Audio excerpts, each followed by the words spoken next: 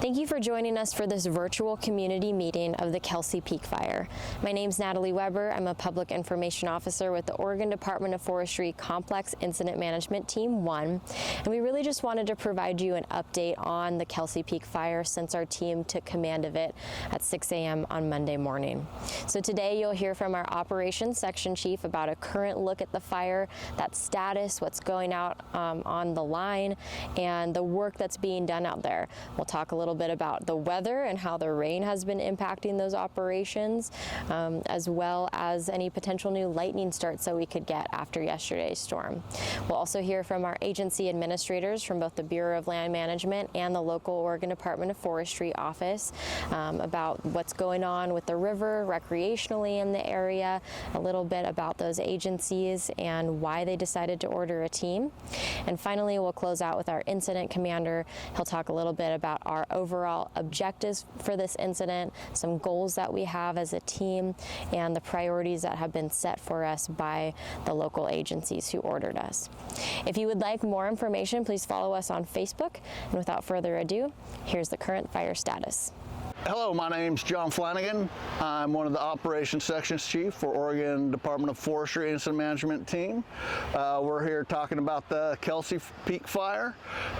We took over management of it yesterday, and today is September 9th. Our strategy on the fire overall is to keep it as small as possible. We're using a direct strategy wherever we can to try to minimize the footprint. It will minimize the resource impacts, it'll minimize the smoke into town, and it also shortens our time here, which will help us be able to, one, keep our firefighter safety up because we'll have fewer exposure hours, but also it'll make firefighters available to go to other fires, as there are quite a few in the area. As most of you know, probably, we've got quite a bit of rain, and that's changed the environment quite a bit. It's affects us positively as far as the fire movement, but makes for some difficulty too. We have really steep ground, we're going direct, and so some of that ground we may have to wait till it dries out a little bit, but the fire's not moving very fast. It also impacts some of the roads, particularly roads we've just opened up, and get stuff rolling off of the hill more. And so there are negatives with it. There was also a lot of lightning that came with it, and as it dries out over the next little bit, a lot of those lightning fires, the sleepers, will be popping up, and we are in a position to help the local district and the local Southern Oregon area with resources, with overhead, aircraft, crews, dozers, engines, whatever they need to help take care of the emerging fires. Just to kind of orient you to the map a little bit, this is the Dutch Henry Road. This is the road that goes down to the area of Mariel and Rogue River Ranch. This is the Rogue River itself. We have 3 divisions in Division Alpha.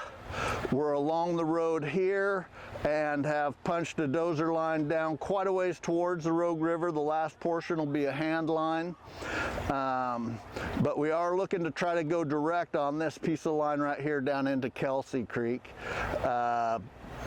Then over on, and we have probably 50 feet mopped up along the portion that's burnt so far on Alpha. The big thing for it will be getting the direct line down into the creek. On Division Lima, we have hand lines started and well underway going down into Kelsey Creek from each side. There's still work to be done there, but we're hose laying as we go, and we're starting working on mop up on that. We have some contingency lines, one's in here all the way to the creek. We'll be putting another one in, so if we can't hold our primary line, we have another line to work off of. As we come around to Division Zulu, we've opened up an old Jeep road. We've got line in here, and we'll be working it down to East Fork of Kelsey Creek, utilizing the creeks as a holding feature as well. We're also working with the district, and some of the, that Rogue River Ranch area is culturally and historically important. We'll be doing a lot of assessment of the buildings. We do have fire further downstream, the Moon Complex, and there's some threat potentially from that, and so we're going to be doing a lot of structure assessment and protection.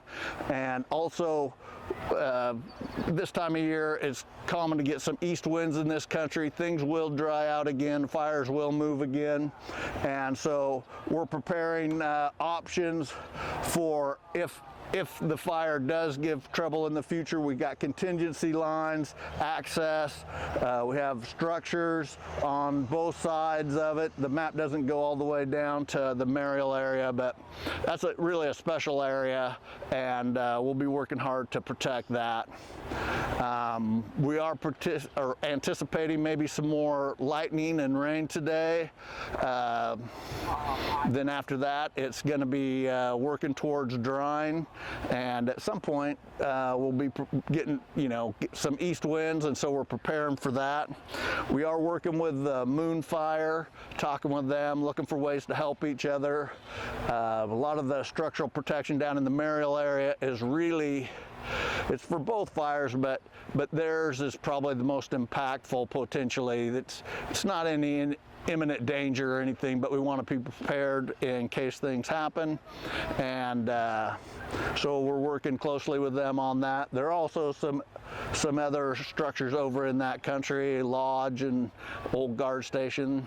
We appreciate your interest. We'll be doing morning briefings every morning, and they'll be posted on Facebook, and so you can check in with us each day. Have a good day. A little bit of rain. Still need to be cautious out there and fire safe.